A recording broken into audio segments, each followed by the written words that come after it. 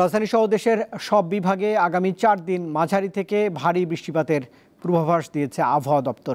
22 April থেকে বৃষ্টিপাতের প্রবণতা কমে আবারও তাপমাত্রা বাড়ার আভাস দেওয়া হয়েছে।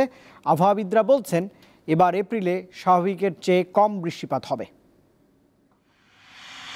টানা কয়েকদিন দেশ জুড়ে গরমের পর রাজধানীতে দেখা মিলেছে স্বস্তির বৃষ্টি।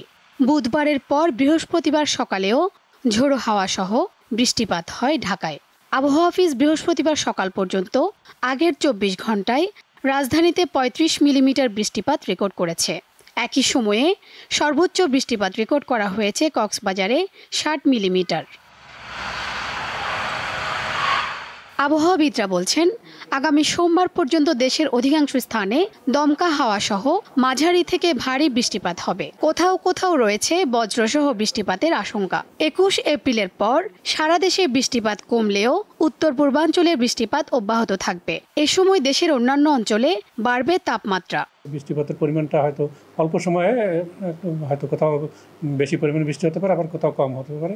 তবে বৃষ্টিপাতের স্থায়িত্বটা কম থাকে, যেটা কালবৈশাখীর মৌসুমে। তবে এই বৃষ্টির সাথে দমকা অথবা ঝড়ো হাওয়া এবং সাথে সাথে বজ্রসহ বৃষ্টির সম্ভাবনা থাকে। গত 30 বছরের গড় বৃষ্টির তুলনায় এবার এপ্রিলে বৃষ্টিপাতের পরিমাণ কম হবে বলে জানিয়েছে আবহাওয়া অফিস। এপ্রিল মাসে যেটা আমাদের স্বাভাবিক বৃষ্টিপাত, অর্থাৎ 30 বছরের যে গড় বৃষ্টিপাত, সেটা যে পরিমাণ বৃষ্টিপাত তার তুলনায় এবছর বৃষ্টিপাতের আপনার সম্ভাবনা কম দেখছি। মাসের মাঝামাঝি পর্যন্ত বৃষ্টিপাত অনেকটাই কম ছিল। এরপর 14 তারিখ থেকে যে বৃষ্টিপাত শুরু হয়েছে সেটা হয়তো 20-21 তারিখ পর্যন্ত কন্টিনিউ করতে পারে। এরপর আবার মাসের শেষের দিকে বৃষ্টিপাতটা কমে যাবে।